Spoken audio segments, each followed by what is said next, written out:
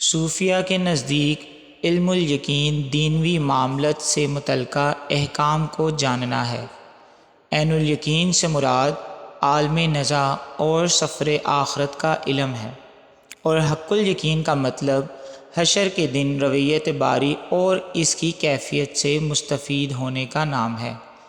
الغرض علم الیقین علماء کا مقام ہے، کیونکہ وہ شرعی احکام و امور پر ثابت قدم ہوتے ہیں۔ عین الیقین عارفان حق کا درجہ ہے، کیونکہ وہ ہر وقت موت کے لیے مستعد رہتے ہیں۔ حق الیقین محبان حق کا مقام فنا ہے، کیونکہ وہ کل موجودات سے روگرداں رہتے ہیں۔ علم الیقین کی بنیاد مجاہدہ پر ہے، عین الیقین کی محبت حق پر، اور حق الیقین کی مشاہدہ حق پر۔ پہلی چیز عام ہے، دوسری خاص، اور تیسری خاص الخاص۔